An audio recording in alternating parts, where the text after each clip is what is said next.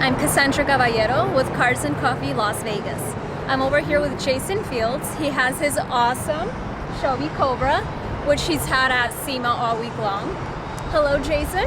How are you? Thank you for coming. Thank you very much for having us. So, Jason, what can you tell me about the Shelby Cobra? So, well, mainly we kind of look at it as just an iconic car. It's been around forever, and everybody does their own kind of trick to it. But we really took this one a step above and made it really, really super modern. So I think when people see these go by, they think of 1965, but when they hear it and kind of see the details, they think of more of a 2020 supercar, which that was the whole object of the product. And what did it take to get the Cobra to SEMA? Probably a lot of patience to start off with. But this gold came about a year ago. It was supposed to be in the 2020 SEMA show, and of course that got canceled due to COVID, so we had a little more time to prepare, and obviously we took things to the next level since we had more time. But honestly, just a lot of hours, a lot of dedication, a lot of sweat and tears and blood. Okay, and what can you tell me about the engine build? Okay, the engine in this is a 351 small block Ford base, 427 cubic inches. It has a F1A 94 supercharger on it, Hogan's Racing billet intake manifold, 2 3/4 inch shorty headers, and obviously the zoomy side pipes was the big difference as far as making all that power kind of get out. Okay, and what transmission is mated to the engine?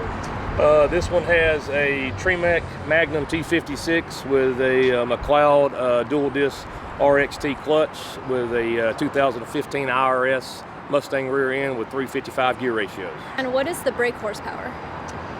That's kind of a tricky question. 2 years ago when we decided to do this build, my goal was to have 1,000 horsepower to the tires car, which kind of seems crazy, but not a whole lot of people do that. But as it sits here today, we made 937 horsepower to the tires on 24 pounds of boost. Our ultimate goal was 30 pounds of boost, so once we get the engine broke in, the clutch broke in properly, then we're going to add the extra boost, and we should be somewhere just shy of 1,100 horsepower to the tires. And what is the curb weight, and what size brakes are you using to bring the Cobra to a stop? The curb weight on this, we haven't actually curbed it out 100%, but I would imagine somewhere right around 2,800 pounds. We've got a lot of extras on here with the supercharger, the aftercooler tank and such. It has the Willwood 25th anniversary factory 5 brakes on it, 13 in the front and 11.65 in the rear. Can you tell me about the suspension setup and size of the wheels and tires? Yes, the suspension is basically just your factory 5 Mark IV suspension, twin control arms in the front. It does have the 2015 Mustang IRS independent in the rear. Factory 5 25th anniversary wheels, 18 by 9 in the front, 18 by 11 in the rear, 275 tire in the front, and everybody runs a 315. I wanted to be a little better, so we've got the 335 tire in the rear.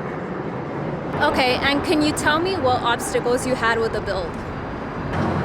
There's quite a few obstacles with the build when you do something that's really one-off like this. I would say the custom dash, mounting the supercharger, the intercooler tank, just quite a bit of fab and custom work that really makes this kind of set apart from the other Factory 5 builds.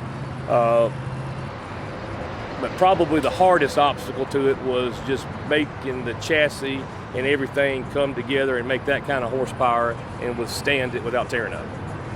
And important question, how was it received at SEMA? Well, this is our third time to SEMA as a visitor, but this is the first time bringing a car. So it was definitely humbling to be asked to have it in the booth.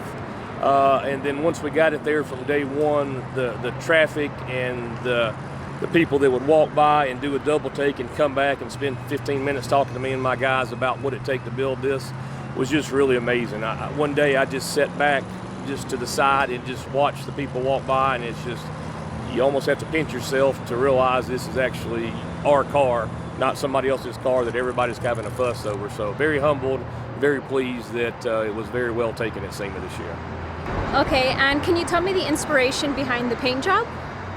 Well, that kind of goes along with the whole custom build. Most of the Cobras are just a single color with 2 stripes. I wanted something that was flashy but not over the top. I'm a very patriotic fellow. I think America needs more of that. Never was in the armed forces or any kind of military service, but I feel like I've got patriotism just along with those guys, and I just thought no better way to do that than kind of put Old Glory on the hood. I'm an ex-drag racer, so I kind of like the peel effect of the paint, and I've got a good friend of mine that's just a fantastic airbrusher, so all the paint on here is basically airbrushed and then obviously cleared over. So the patriotic side of things was a big inspiration in the paint scheme. One last question. Can you tell me the fun factors of driving this car? The fun factors of driving this car may be a future answered question, because we got this car built 1 week before SEMA. So the drive here to the Strip and the drive to SEMA is about all I have had under my belt in it.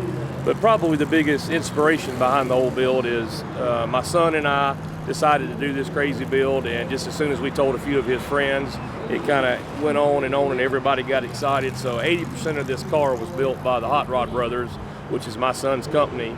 So probably 8 to 9 kids from 18 to 22 assembled and put together 80% of this vehicle, obviously with my supervision, and we're going to do this, we're going to do that, this is how you do it, then I would let them go away. So honestly, 80% of this build was done by basically either seniors in high school or freshmen in college.